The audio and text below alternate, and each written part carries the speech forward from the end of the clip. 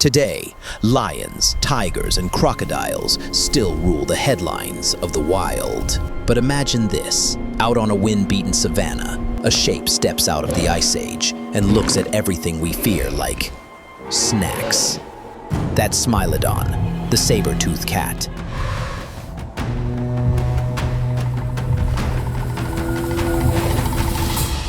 Not a tiger in the modern sense, but a Pleistocene specialist forged from muscle, patience, and a once-in-a-planet weapon. A pair of canines nearly 28 centimeters long. If this animal still lived today, our world, from food webs to ranching, from near-wild tourism to parts of the global economy, would shake in ways we're not ready for. Ready to cross the line between now and the deep past. Look closer. Smilodon stood roughly a meter at the shoulder, about 2 meters from nose to rump, and weighed around 300 kilos. The front half was built like a powerlifter, massive shoulders, thick forelimbs, designed to slam big prey to the ground rather than win a sprint. The tail was short, the top speed only about 50 kilometers per hour, slower than a lion, but every kilogram leaned into one idea: control. Those long, curved sabers weren't for a generic throat clamp like modern big cats. They were precision blades meant to pierce vulnerable blood vessels once the animal was pinned. Every part of the body tells the same story. You don't have to be the fastest if you're the one who finishes the fight. Roll back the clock. From about 2.5 million to 10,000 years ago, Smilodon dominated grasslands across the Americas. That world included mammoths, ancient camels, giant ground sloths, and primeval bison. Then the picture changed. Warming climate, fewer mega prey, and early humans entering the scene. Tar-black fossils at the La Brea pits still whisper about pack ambushes and quick, surgical kills. If extinction's curve once swept them away, imagine a surviving lineage. Or a high-tech comeback, stepping into the 21st century. What niche would they reclaim, and at whose expense? Start with wild ecosystems, on the edges of woodland and open savanna, where grass stands high and dry riverbeds carve natural choke points. Smilodon would operate like a special forces team. No marathon chases like hyenas. No wasteful sprints like cheetahs. They'd choose terrain that does half the job for them. Thickets, cut banks, and narrow crossings. When a buffalo or a young elephant slips away from its herd, you'd hear a heavy, driving tackle. See the clean, tip and pin, and then those canines find the shallow, deadly target. Food webs reshuffle overnight. Lions lose share in the giant prey slot. Scavengers feast more often, but take bigger risks around ambush sites. One harsh dry season later, local biodiversity metrics wobble, enough to force park managers to rewrite patrol and fire break strategies for the next decade. Now move to agriculture and livestock. The near-wild margins where grazing land braids into reserve buffer zones. In Texas, in the Argentine Pampas, across parts of southern Africa. A single Smilodon pack could wipe out significant stock in one night if fencing is weak, grass is tall, and cattle scatter.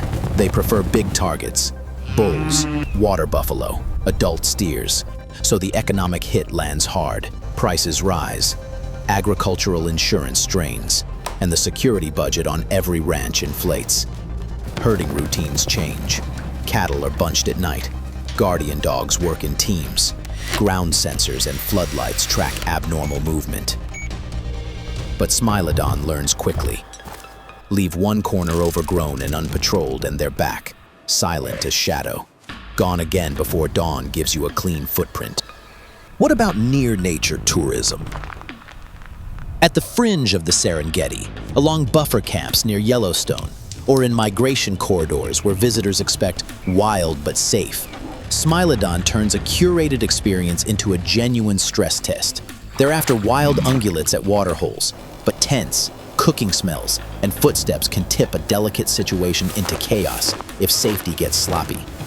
One bite into a tire, one shove into a chassis, one sideways launch from tall grass, without ever touching a person, could be enough to suspend safari operations and push camp several kilometers farther from the action. The industry would have to rewrite its rulebook. Routes that avoid classic ambush slots, viewing times away from peak night hunts, staff trained in pack predator behavior. Close to nature can still be magical, but the safe distance now has to be measured in meters, in light discipline, and in hard rules everyone actually follows. Global ripple effects arrive once maps of Smilodons spread with climate and prey. In parts of Africa, they compete with lions and hyenas. In North America, they push on deer, bison, and even bears as they vie for carcasses and feeding grounds. Migratory routes of hoofed animals bend into new shapes. Grazing pressure rearranges grass and shrub patterns, and smaller herbivores shift their hours to avoid crowded ambush windows. The knock-on effects touch forestry, grazing leases, and park economies. A national park downgrades visitor capacity for safety. A rural region doubles its prevention costs. And conservation agencies recalibrate targets for safeguarding native predators already under pressure. An Ice Age animal, yes, but the bill lands in modern budgets. How do we respond? At first, with our usual tools, and they won't be enough. Wire snares set in the wrong places, ad hoc patrols, hunting rifles that hit heavy muscle at bad angles. Release a single guardian dog and it becomes a distraction, even a casualty. Low success isn't only about how strong Smilodon is, it's how smart a pack can be. One decoys, one blocks, one finishes. Any ranch that moves slowly pays with livestock. Any patrol that miscoordinates pays in risk, especially at night. Fear spreads faster than paw prints on dusty ground. Then we level up. Thermal drones track from above. Infrared lamps and acoustic cues create temporary sound walls. Pheromone lines nudge packs out of settled areas. Trank delivery gets cleaner, backed by protocols to revive and relocate animals safely. In protected areas, quick reaction teams behave like wildfire crews. Alert, cordon. Steer the pack with lights, vehicles, and controlled noise back towards safe zones. Conservation biology layers in careful trial ideas. Temporary hormone or immune interventions to tamp down aggression during breeding season. Genetic management to avoid inbreeding if populations are small. Always inside a strict ethical fence. And yes, some nights the pack still cuts the net, still slips the cordon, still roars from the dark like a dare. But reserves and neighboring communities learn the new rhythm. Prevention over punishment, systems over heroics. The pivot point is designing coexistence. For near-wild agriculture, restructure paddocks, bunch herds after dusk, add thermal watchtowers, and carve safe lanes of short grass near human activity to blunt ambush tactics. For tourism, rewrite the handbook. No outdoor cooking in buffer zones. No camping near water sources. No splitting groups after dark. Tour vehicles rated for impact and tire integrity, with guidance lights that don't trigger predators. For conservation, open migration corridors for large herbivores so hunts don't concentrate at fence lines. And create ecological voids, strips of low cover, around villages and outposts to neutralize Smilodon's ambush edge. As people adapt, collision rates drop. As collisions drop, the story shifts from fear to respect. In the end, if Smilodon were here, it wouldn't just be a cool page in a fossil book. It would be a test of how well we understand nature, our own limits, and the craft of rewriting the rules so different worlds can share one landscape. A pack-hunting ambusher with sabers as long as the planet's memory would force us to admit that real strength isn't in erasing what we fear. It's in drawing boundaries in the right place, at the right time. And if one night, out on a restless grassland, you hear a low rumble slide under the wind, remember, nature never really left. It changes shape, waits us out, and asks us to learn again how to walk beside it. Calm, informed, and humble enough to feel a little small in front of a killer from the deep past. sunset sets the plains on fire. The ground shivers as a bison herd breaks and runs. But it isn't the storm pushing the air down. It's the planet's muscle memory kicking in. If Tyrannosaurus rex were still around today, what would our world look like? It appears like a walking cliff, breath turning to fog. No tricks, no hype, just the animal that ruled the late Cretaceous, back where it belongs, in our minds and on our maps. 12 to 13 meters long, 5 to 7 tons, a bite that crushes bone. Forward-facing eyes for depth, a nose that reads the wind like an open book. It doesn't need to be fast, it just needs the right moment. If this thing lived alongside us, the balance would shift. It's not hungry all the time. One big meal can last it days. It moves along rivers, tree lines, the edges of towns, where the smells of carrion, cattle, and kitchen waste swirl together. It's not looking for people, it's looking for opportunity. And like any animal, we make mistakes, especially when the wind changes. Meanwhile, in Bright Labs, people dream about reading old stories from genes and fossils. But this isn't a story about bringing T-Rex back. It's a different question. If it were here, are we ready to live with it? When an apex shows up, nature rearranges itself. Deer and bison thin out. Wolves and bears shift their hours. Forests breathe a little easier when carcasses don't sit for days, and fear pushes space back between hunter and prey.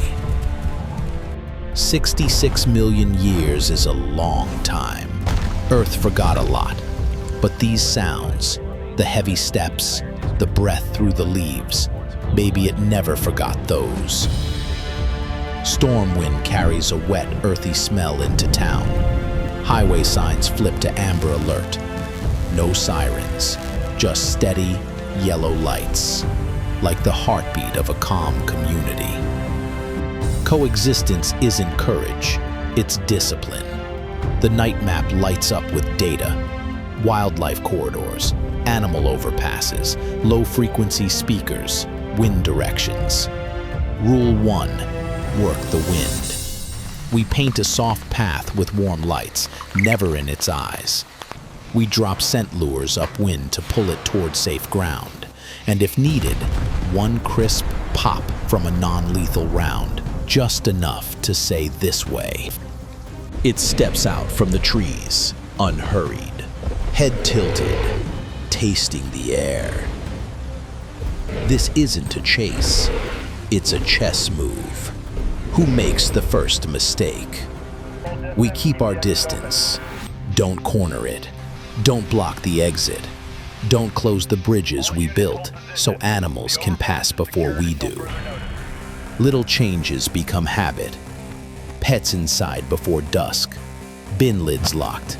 School bus routes adjusted. A parent picks up a toy T-Rex from the porch and gently closes the door, almost like a small ritual. At the community hall, the rules are short and clear, more like commandments than tips. Keep a gap 3 times its body length. Stay downwind, not upwind. Never cut off the escape line. If footprints still hold water, it's close. The economy learns a new rhythm too. Smart fencing on farms, insurance for megafauna risk, nature tourism in daylight, wildlife response teams funded like first responders. And then, on a rainy night, we watch the simplest, hardest thing. It chooses the bridge.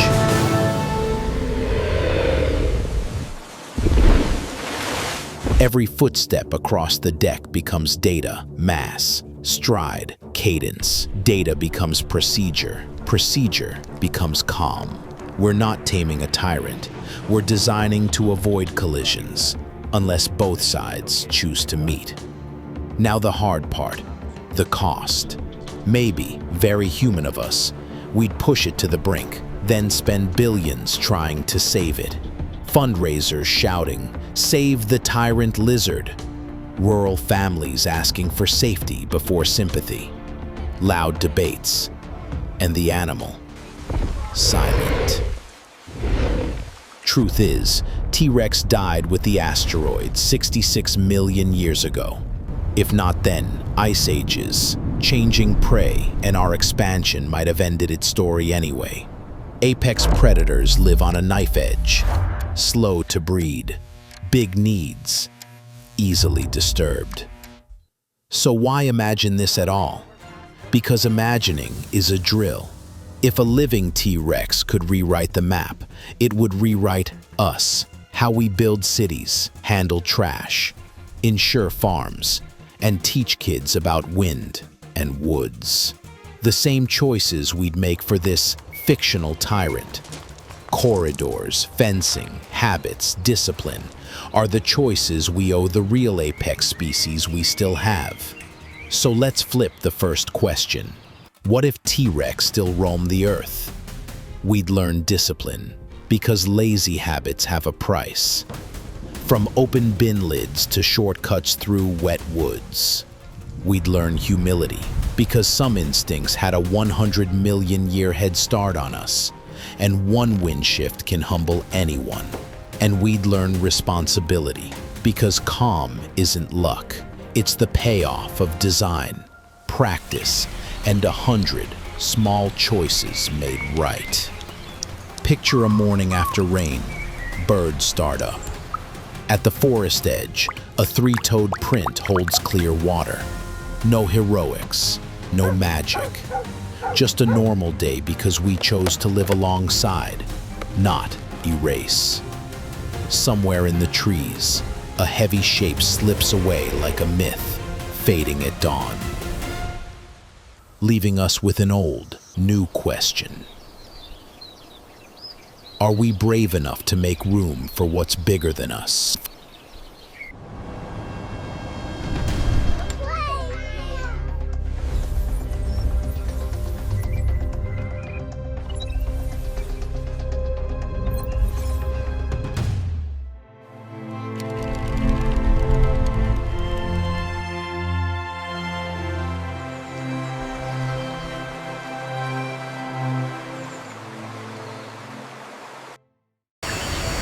Hundreds of millions of years ago, in the sweltering Cretaceous period, Earth was the stage for titanic giants. Dinosaurs ruled the planet, where life and death were separated by a single footfall. Today, we witness a fateful encounter between two icons of savagery: Tyrannosaurus rex, the continental king of predators, and Spinosaurus, the enigmatic lord of the waterways. In the ancient lands of North America, Tyrant, a mature female T-Rex, faces nature's nightmare.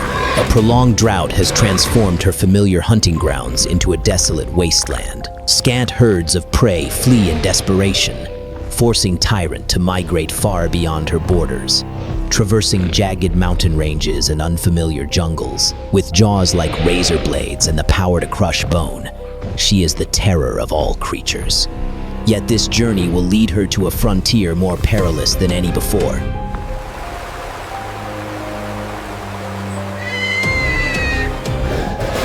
Far to the south, in the tropical realms of ancient Africa, Spine, the sovereign Spinosaurus, reigns over a watery empire, with its colossal sail absorbing the sun's warmth and forelimbs as dexterous as human hands. He is the perfect predator straddling two worlds, land and water. Spine's domain is the sole oasis amid the desert, a haven of teeming fish and vulnerable gatherings of prey. But now, an invader approaches from the north. Drought has driven Tyrant into forbidden territory, where two monarchs cannot coexist. Conflict is inevitable, a battle for resources, for survival itself.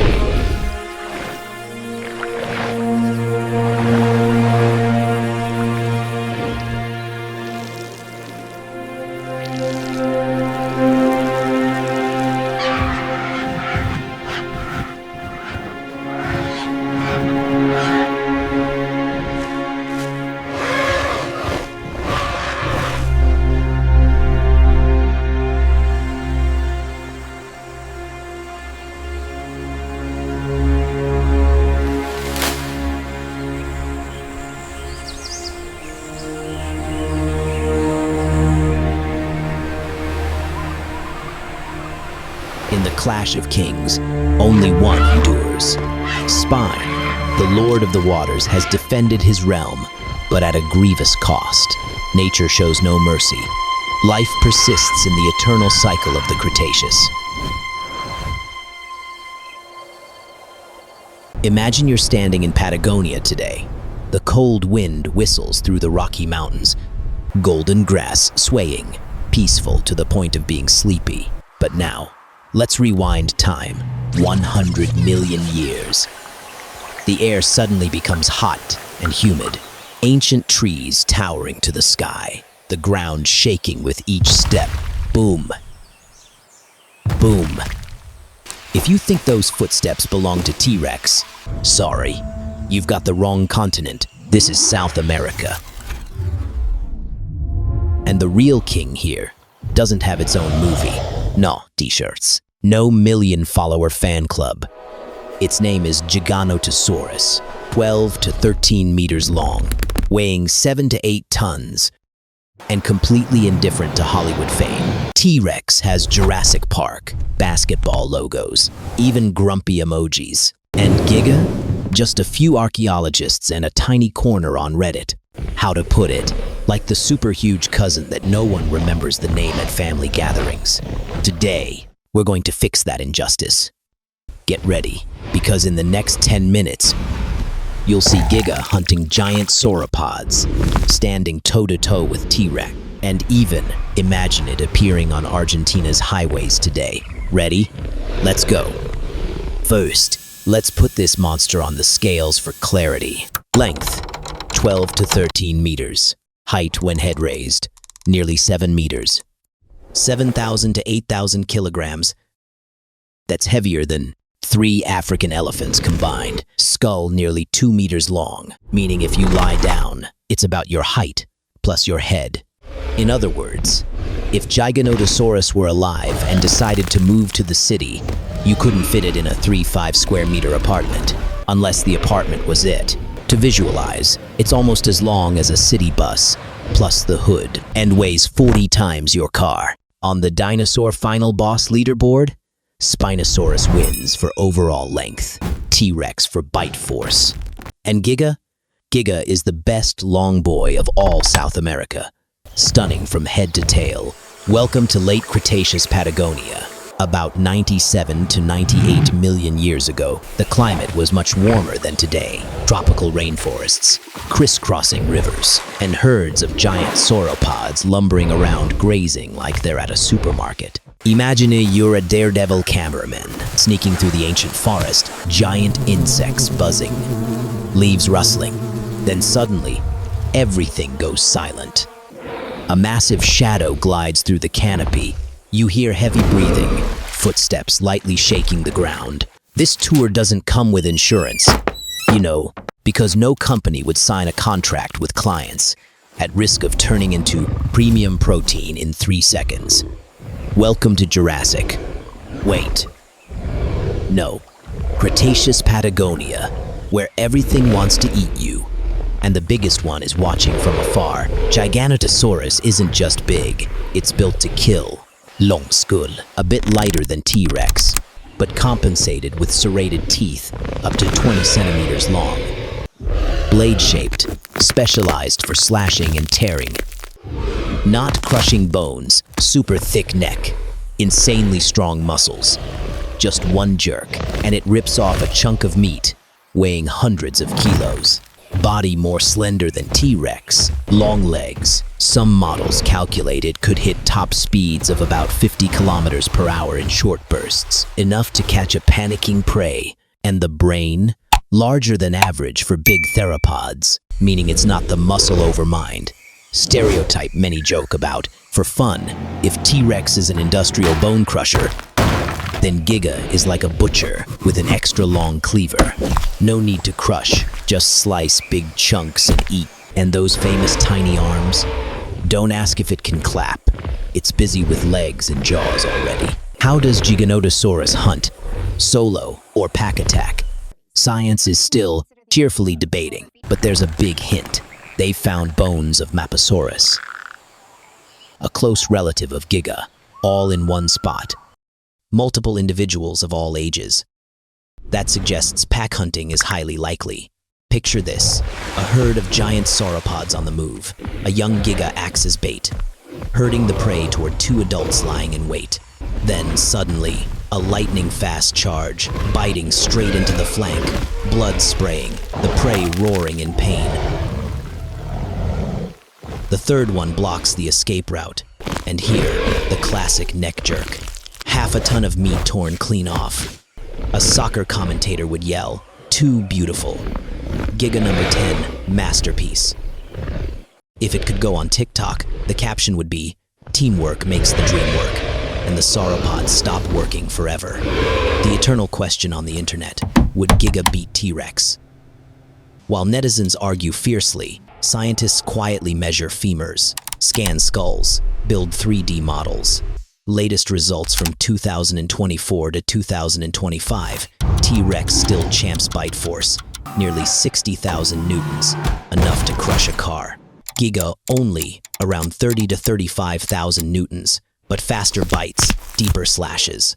Some lower jaw samples are 8% larger than the original, meaning there were supersized individuals, possibly 14 meters long, nearly 10 tons.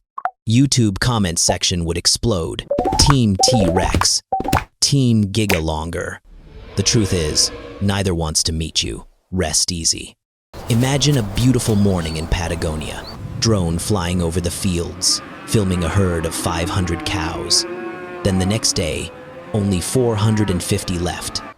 No carcasses found, just footprints as big as bathtubs. A Giga casually crossing Route 40, container trucks screeching to a halt, driver live streaming. "Mom, there's a dinosaur."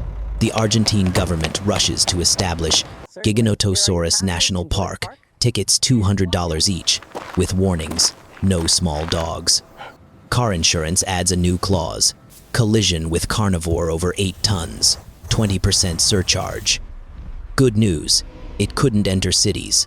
Bad news, Argentina's entire livestock industry is about to go bankrupt.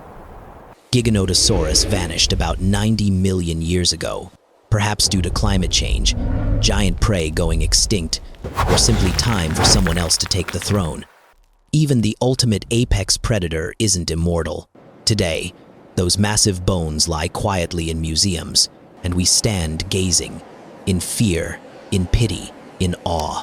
In a few dozen million years, will some other species stand before our fossils and wonder, were these once the rulers?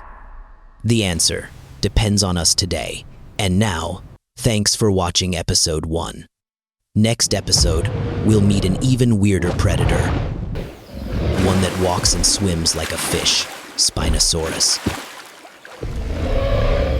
Hit like, subscribe, and turn on notifications if you don't want to be eaten by Giga. See you soon.